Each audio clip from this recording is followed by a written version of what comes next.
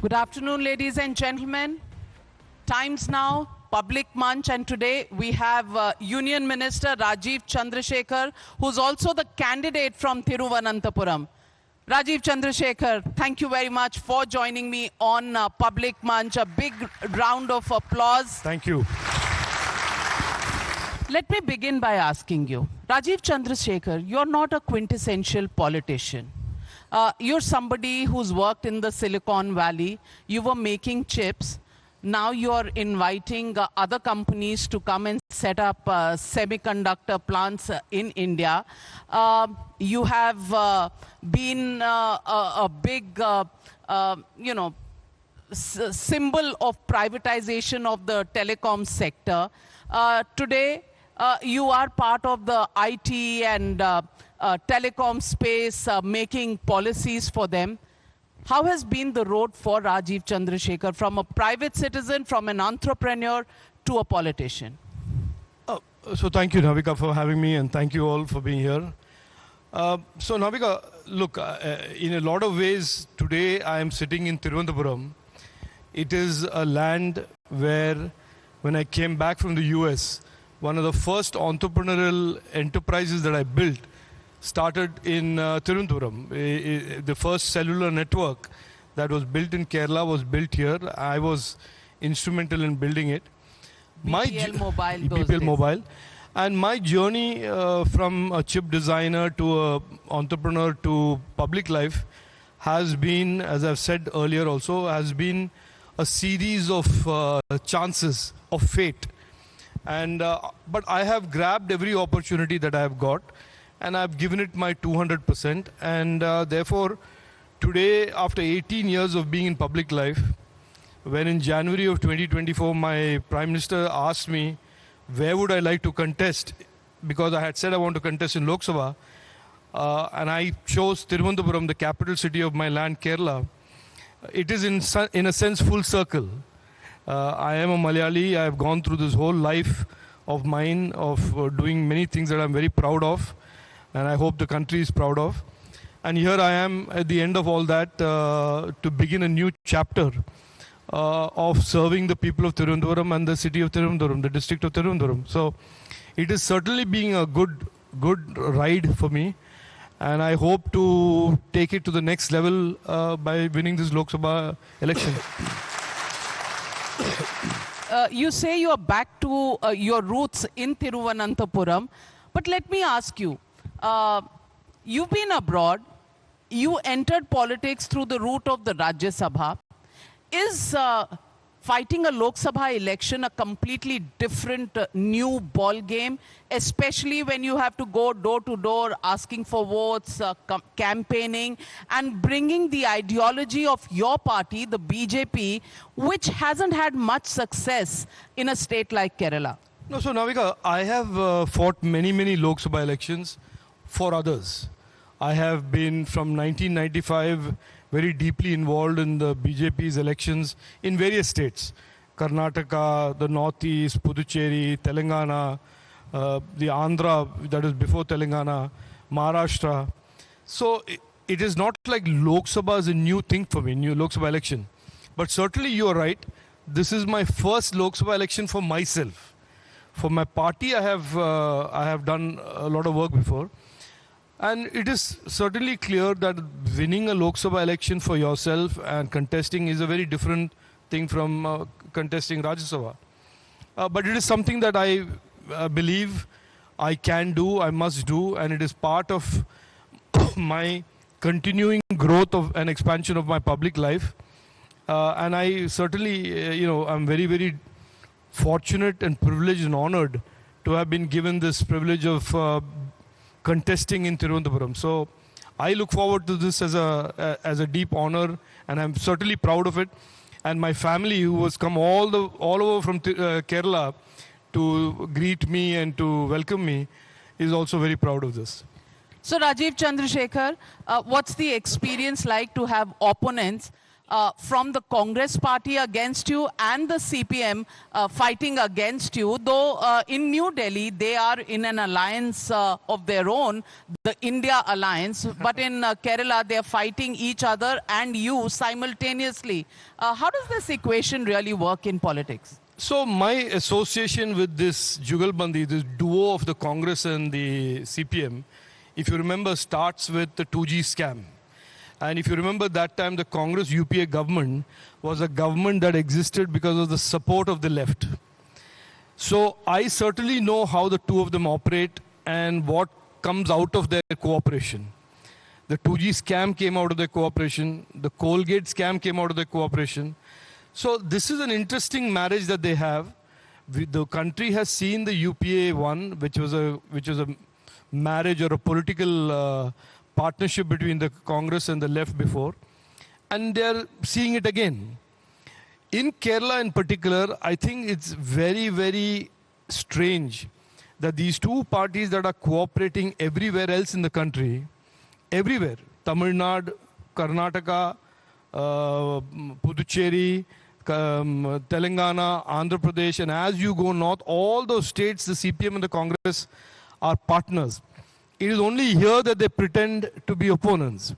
And I have a theory, which I don't have evidence to prove it, and so therefore I can only propose it as a theory, that they have agreed between themselves that the state will be left to the CPM and the Lok Sabha will be left to the Congress, which is exactly how it is played out between 2019 and now. So the state elections are won by the CPM, but the Lok Sabha elections are to a large extent won by, between the two of them, by the Congress. I don't have proof for this, but I can only give you empirical evidence that this is how it is being it's being played out. So are you saying that Wayanad, Rahul Gandhi is going to lose to Ani Raja because state is with the left parties and center is with the Congress party? No. What I meant is the Lok Sabha, the Congress will win, and the state assembly elections, the CPI will win, or the CPM will win. Ani Raja, I am sure, is going to be sacrificed by the India Alliance as a price of the India Alliance. And Rahul Gandhi will get the support that he requires, especially of a certain community, and he will win, or he thinks he's going to win, amongst the two of them at least. But the spoiler there is K. Surendran, our party president. And he's certainly not out there just for a walk and not to just allow Rahul Gandhi to win just because Rahul Gandhi and Annie have an understanding. So I think we'll see. It is going to be a difficult election for Rahul Gandhi. Last time around, they created this myth through a clever play on numbers and planted articles and misinformation on social media that they were going to win. 2019, if you remember, they had all these fancy reports that they came out. This time, I don't think there is a person on the country or indeed in the planet, including Rahul Gandhi and Shashi Tharoor, who don't believe that Narendra Modi ji is going to be the Prime Minister on 4th of June. So given that, this is a very different election in Kerala for Rahul Gandhi and indeed every Congress MP.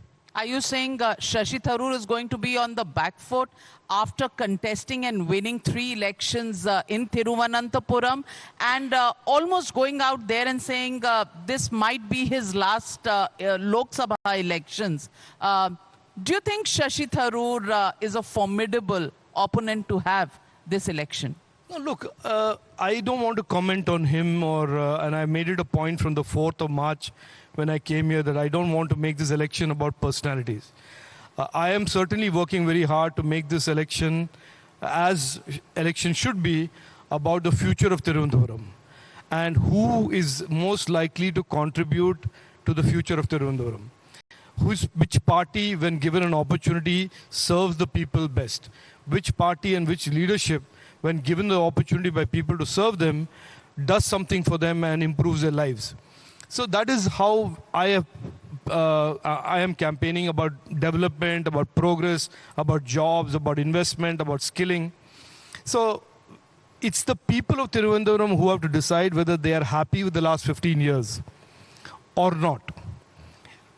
From my visits and my travel across the constituency, I see many signs of problems that were not addressed and resolved in the last 10, 15 years that have now become big problems that could have been addressed but have not been addressed. I am seeing many things that are great potential for Thiruvananthapuram that have not been capitalized, that could create investment, that could create jobs, that could create so many opportunities for a younger youth generation. So I have a clear vision of where I think Thiruvananthapuram should go. The last 15 years, it's for the people of Thiruvananthapuram to decide whether they think anything has happened. 15 years in politics is a lifetime. Cities transform for the better, cities go to the next level, districts can really grow. 10 years of Narendra Modi ji have shown how a country can transform itself. We were the 5th most fragile economy, we've become the 5th largest economy.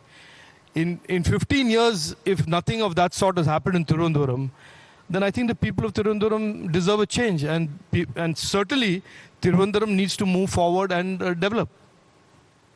So, when the Congress party approaches the election commission, and the biggest problem they have right now is with your election affidavit, and they say that you haven't declared your income truthfully.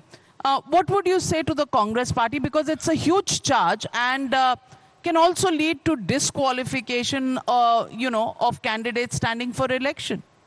So my response is what I said when I came here first in March, that I will not be distracted by what I knew and what I anticipate is Congress's old strategy, which is always 2014, 2019, 2024. They have a go-to strategy, which is to take a half-truth, embellish it with a lot of lies, and then spin it as a fact. This has happened on numerous occasions. We've seen it across the last 10 years, multiple occasions targeting multiple people.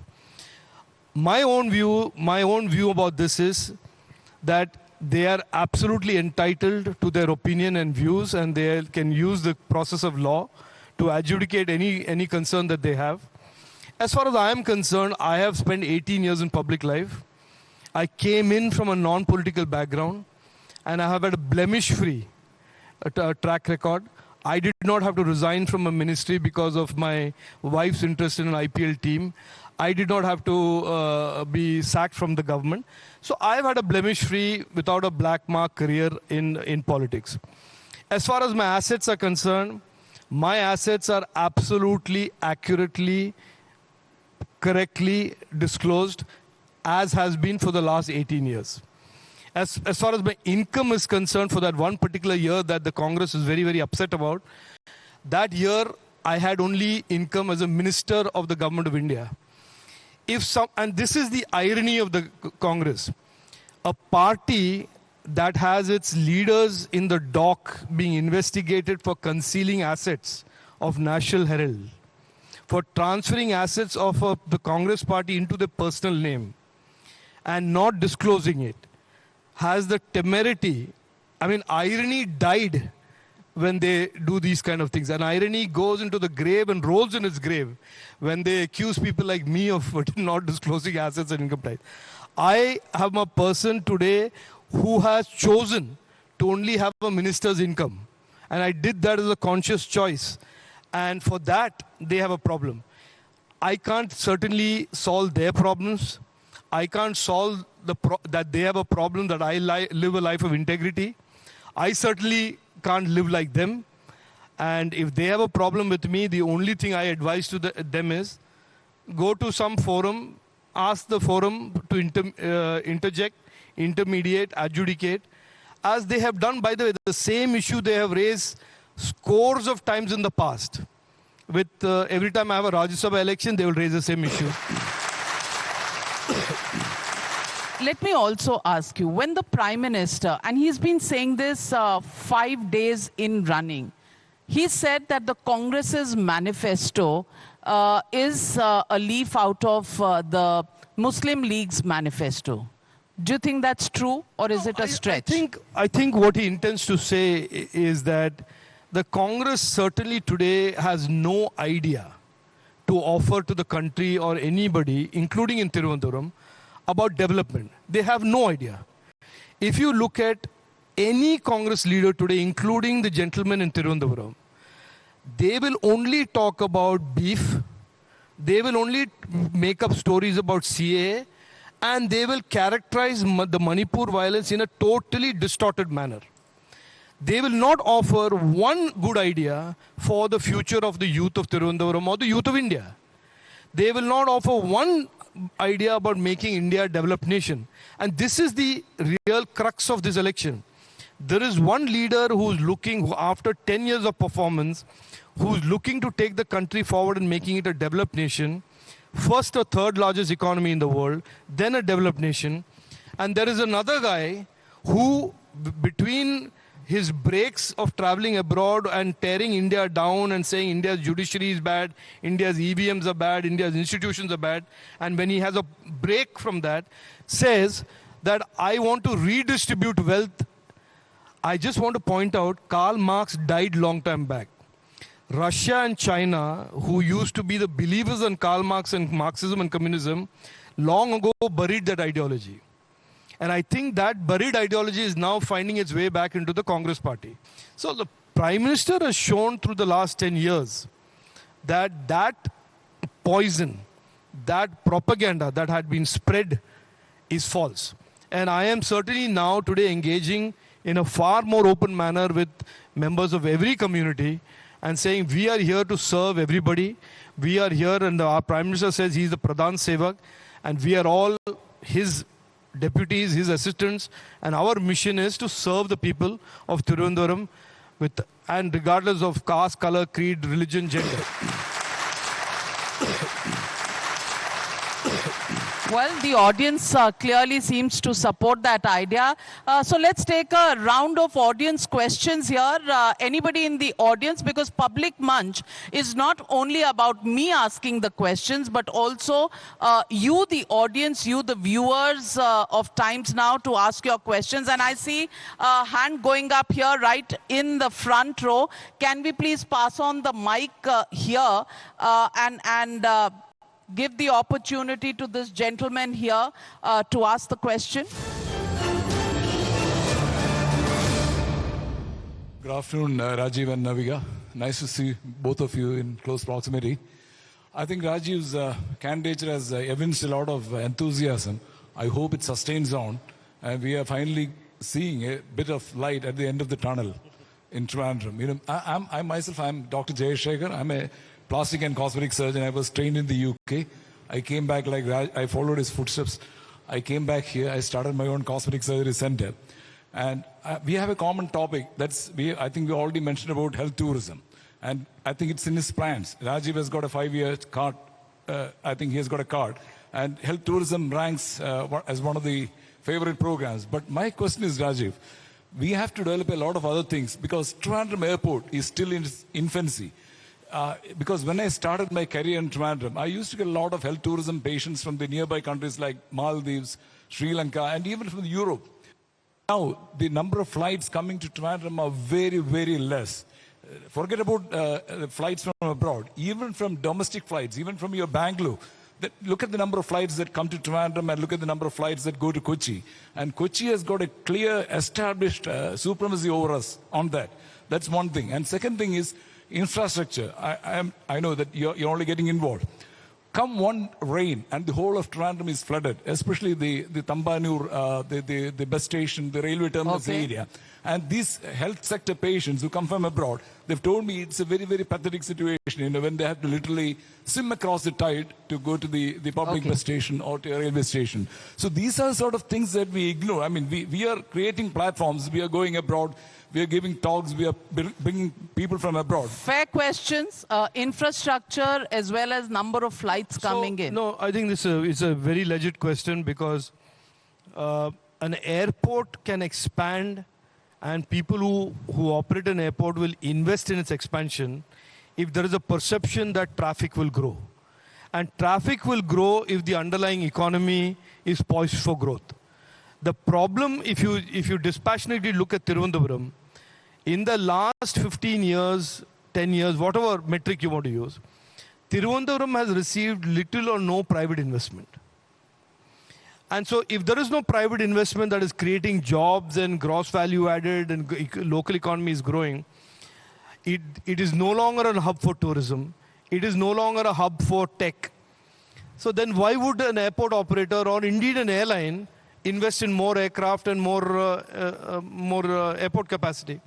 So we have to bell the cat where the cat needs to be belled, which is to create a perception about Thiruvananthapuram that it is a growth economy, that investors favor it as a destination, that technology and tourism and knowledge and fisheries and all of these industries can grow here. And then automatically these things will happen. The infrastructure capacity will be created. As a member of parliament, as a minister, I have certainly got the ability to tell airlines to increase flights. I will certainly lean on the airport operators to improve the capacity of the airport. But they will finally come back and say, but we've improved the capacity of the airport. Where is the demand? And the demand is the core of the vision that I am building for Thiruvananthapuram, which is about economic growth. And so the vision that I will present by 14-15 is a vision for the economic rejuvenation of Thiruvananthapuram. The second point you asked me is about the planning of Thiruvananthapuram. We all know here the last master plan for Thiruvananthapuram was in the 90s. The Thiruvananthapuram of 2024 and the Thiruvananthapuram of 1990 are miles apart. Nobody has made an attempt to make a truly multi-decadal vision and plan for Thiruvananthapuram that addresses not just land use, but economic development, habitation, public services, where will be the crematoriums, where will be the hospitals, where will be the schools, house, etc. etc. So a modern city requires a modern vision, a modern master plan. This is what I intend to do after I become member of parliament. Even though the incumbent MP says that's the job of the municipal corporation. I don't see it that way. If one particular part of the government does not function, doesn't mean everybody else should go to sleep. So we will do this post June 4th. Okay, hands going up there. Sir, my name is Ashwin Gaze. I'm a student of Christnagar College in Trivandrum. So, sir, first of all, I would like to thank everyone for this opportunity because I've been hearing a lot about the elections and as a young voter right now, for the youth, I would like to ask the question. I've been hearing a lot about the coastal regions. I've been hearing a lot about the other sectors as well. And one of the things that you mentioned, that why is BJP not opening its account in Kerala is because they are actually pushing us back into the communal background. Another sector or another reason would be that people are also pushing this narrative or propaganda that we are the people who are more literate and our education system is more prosperous when compared to other states, and that's why BJP is not able to open an account here. But there's another fact that almost 30 to 40% of the seats, the college seats in Kerala are vacant. Why is this dilemma and how is BJP or the central government hoping to break this when you come into power on June 4? That's a great question. Absolutely brilliant. Pressing issue for the youngsters. Brilliant question. And I think one of the biggest myths is that the Kerala education system, the Kerala model, whatever you want to call it, is world class or it's excellent. It is not. And the reason is not because of the students. The reason is today's workforce, today's global economy, today's Indian economy, where digital economy is growing at 2.5 times faster than the real economy. The requirements of skills and talented people are much more than just degrees. Therefore, the expectations from colleges are that you have modern labs, you have modern infrastructure, you have partnerships with the industry in the local region. All that is important to make a student who's graduating from a degree college being industry ready. If you're not industry ready, then I have met so many parents in Thiruvananthapuram who have to pay 20 lakhs to the company to hire the son or daughter. Because that company will then spend 1.5 years of time on training that after a degree. So this is the biggest bogus story going around, full stop. You cannot say that 37% of degree colleges seats are vacant and still say that education system in Kerala is the best in the country. It is not. And I'm not saying that because the youth is incapable. Because I'll tell you a true story. When I have twice a year, I have a startup conference where I have coffee and tea with startups around the country. The last October, I had a coffee high tea with startups. 168 startups came in Bangalore, out of which 40 startups were from Kerala, Malayalis. But they were not based in Kerala. They were based in Bengaluru, Hyderabad, all over the place. So the talent is here, but our education system is 10, 15, 20 years behind. That is why one of the first things I did after coming here, I don't know if you read it in the papers, I sanctioned 10 AI labs to 10 colleges. The first thing I did here was not to go cut a ribbon for an NHI road and say it's my achievement. I went and said 10 schools will get 10 Atal Tinkering Labs. Because that is what schools and colleges need. They need the ability to prepare the students to be industry ready. They need industry in Kerala to be for the student to go do on-the-job training, to do internship as part of his curriculum. If you have no industry, where will you go do internship? I mean, you'll have to go to Mumbai or Bangalore for internship. So I certainly one of the things I have said very clearly and repeat again today in front of you is that I want Thiruvananthapuram to be an education, knowledge and innovation hub. I don't need the state government's help for it. I can do it with students and colleges alone. In that partnership, we can create Thiruvananthapuram and transform Thiruvananthapuram into a knowledge and learning and innovation and higher education hub. In a recent program, I said, I think Ranjit was there, I said the brand studied in Thiruvananthapuram should become the brand that people look at and say, he's talented or she's talented. I think somebody has done a very smart job of editing that, because that was a longish conversation that started with Tharoor, the incumbent MP, accusing me of buying votes. Look, I will not let anybody, and Navika, you know me and my record by now, nobody can trespass into defaming me and expect me to just give them a free pass. If you say something about me and my integrity, you better be ready to stand up and substantiate it. Otherwise, I'll come after you.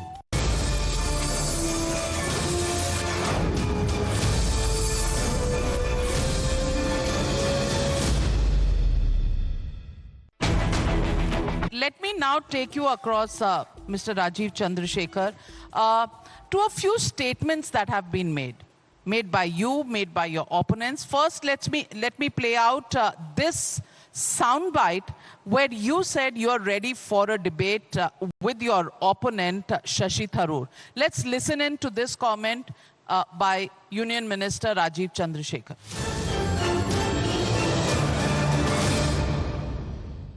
ഞാൻ തയ്യാറാണ് debate ചെയ്യാൻ ideas, development, വികസനം, ആരുടെ performance track record എന്താണ്, അതെല്ലാം ചെയ്യാൻ ഞാൻ തയ്യാറാണ്. ഞാൻ ആദ്യം പറഞ്ഞിട്ടുണ്ട്. So when you say you're ready for a debate on ideas, development and performance, are you saying you'll steer away from questions that may be asked of you, of your biggest alliance partners, as the opposition refers to them, the ED and the CBI? No. I think somebody has done a very smart job of editing that, because that was a longish conversation that started with Tharoor, the incumbent MP, accusing me of buying votes. And I said in that conversation, which somebody has very selectively edited, congratulations to whoever has graduated from the editorial school, that if he thinks that he can make an allegation like that and draw me into and distract me away from my core campaign of development and progress and investments and jobs, he's mistaken. Number one. Number two, I said if he makes these baseless allegations and implies that there are communities, you know what he said? He said there are social and religious communities that are being bought by Rajeev Chandrasekhar. So I said he should then disclose the names of which communities, which social organizations, and as an MP who's been here for 15 years, he should also disclose, has he done these deals before? And then I went on to say, if he apologizes for all this, I'm prepared to have a debate with him on all other issues. So whoever has edited this needs to get a gold medal for selective editing. But are you ready for a debate with Shashi I am Tharoor? ready for a debate after he first explains. Look, I will not let anybody, and Navika, you know me and my record by now, nobody can trespass into defaming me and expect me to just give them a free pass. If you say something about me and my integrity, you better be ready to stand up and substantiate it. Otherwise, I'll come after you. I have the law in my favor. If you defame me, and if you think I'm just going to lie back like a patsy and just say, oh, you are very suave and you know the dictionary by heart, and therefore I'll let you get a free pass, not going to happen. Not on my watch. You really think Shashi Tharoor knows the dictionary by heart? Well, he thinks he knows the dictionary by heart. And Is that his only claim to fame? I can't see any other reason for any fame. He says he's India's Abhimanam, which means he's India's pride. In what God's reason is he India's pride, I certainly don't know. His hoardings say he's India's Abhimanam. Fine, I think if I have to give myself a title and that's the way to give titles. So what will you give yourself? No, I don't want to give my. I would rather say I'm a hardworking person who considers public life a duty to serve the people of Thiruvananthapuram, to serve the people of India.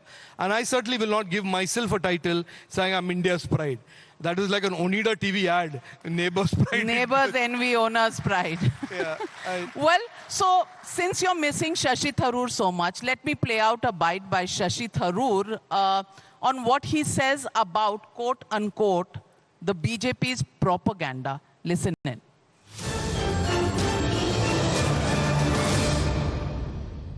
To be honest, that's utterly shameful because when the Kerala story came out, everyone pointed out this is not the real Kerala story. It's a state of social harmony and coexistence. It is not a state that is some sort of mini Pakistan as the film tries to show. Eyes of this film are being officially circulated in official broadcaster. It's truly disgusting. It's propaganda at its cheapest and worst. Kerala story being played on the national broadcaster is your way of distorting what Kerala is all about. That's his charge on you. I can't. It's head scratching for me how people develop these issues, then cling on to it and amplify it. Last time I checked, Article 19 guaranteed free speech. These are so-called people who supposedly defend the Constitution all the time. Article 19 is a guarantor of free speech. The CBFC has certified that movie. Now, if that story or that part of history makes some people in the Congress uncomfortable, it can't be the case that the rest of the country shouldn't watch it. There is a lot in the history. But then free speech would also apply to the BBC documentary. No, that's fine. Was banned. But the BBC is not an Indian citizen. I mean, the last time I checked, this applies to Indians. The Constitution applies to Indian citizens, last time I checked. I mean, if you now have Al Jazeera and the BBC saying, I have the right to free speech because in India there's a right to free speech, no foreign broadcaster today has a right to walk into India and say whatever they want, including those from Hamas, and say that I have the Indian constitutional protection of free speech. So That's pretty funny.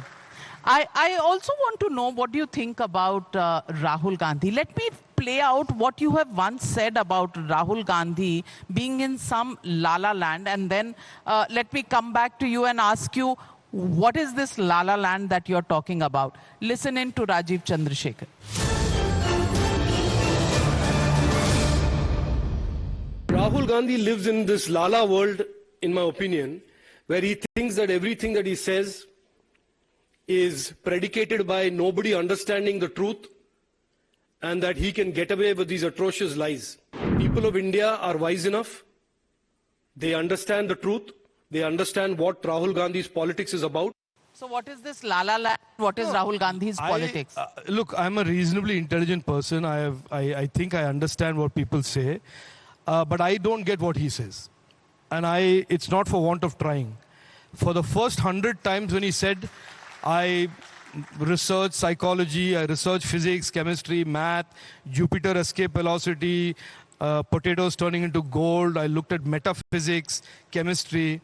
And then I always came back thinking, either this man is just plain genius where nobody else has discovered this genius, or he is this utter, person who's living in some fictitious imaginary metaverse of his own.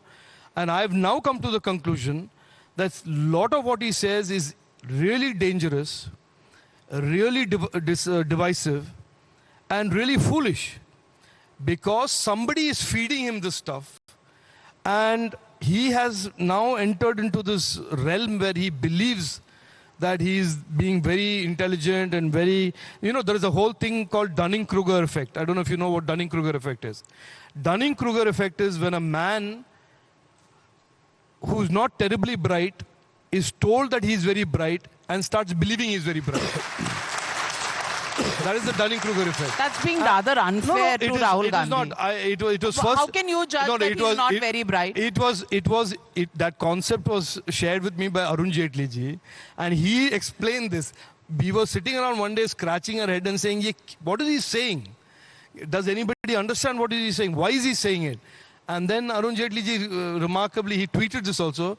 He said Dunning-Kruger effect is when some people overestimate their abilities and start really believing the Kool-Aid that they're dishing out, that they are really very, very, very genius and bright and above everybody's head, above everybody else.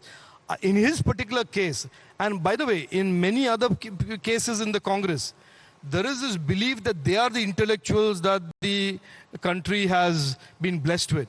And all of us who go to work hard, strive hard, and do real, down to earth work, we are not that clever or that intellectual. We are just people who work. These are the people with vision.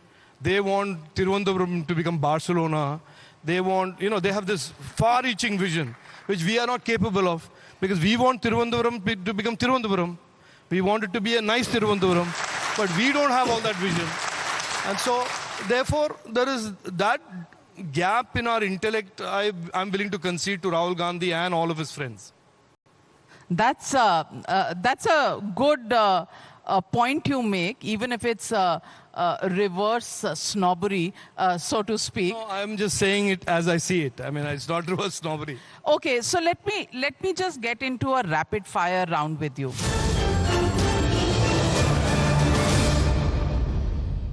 What do you think your margin over Shashi Tharoor will be in this election? I think the people of Thiruvananthapuram will vote decisively this time for change. And I certainly don't want to speculate on whether it will be 5 lakhs or 2 lakhs or 1 lakh.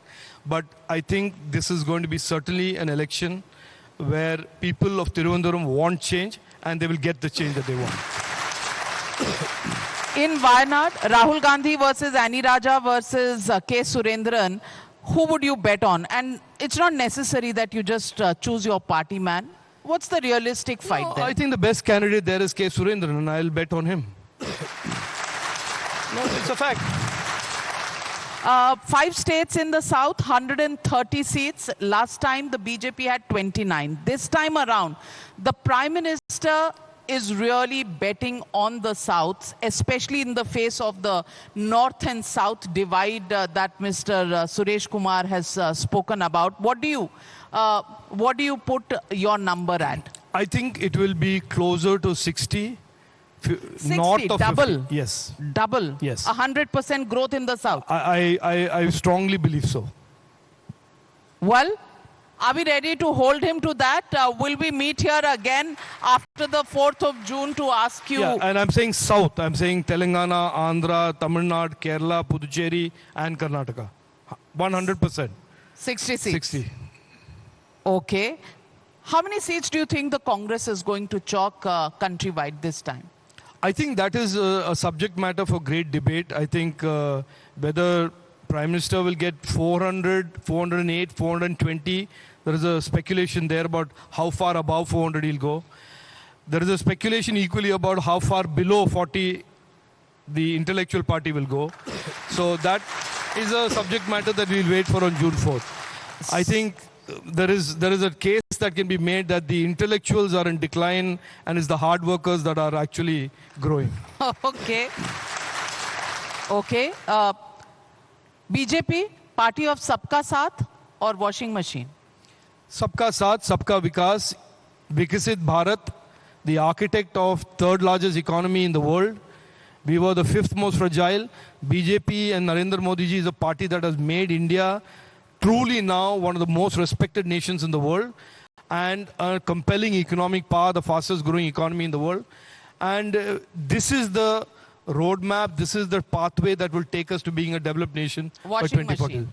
Because everybody you take in, 23 out of 25 people, their cases are in cold storage or closed. No, look, this is now, I don't want to respond to every Jairam Ramesh's limerick. I mean, he's a reasonably, he's got a full-time job of making up stories. So that's a different thing. But in the BJP, regardless of where you come from, you have to live by a certain code of ethics and values. On that, there is no ambiguity. Whether you came from a past, which is the Congress party, which, yes, is in itself a black mark for a lot of people, regardless of where you came from, the moment you enter the BJP party, you live by the values and the ethics and the ethos of our leader. So baggage of corruption before doesn't matter. When you come in, you suddenly have a halo around your head. No. It's not a halo as much as you cannot be that anymore. You cannot be corrupt in the BJP. 100%.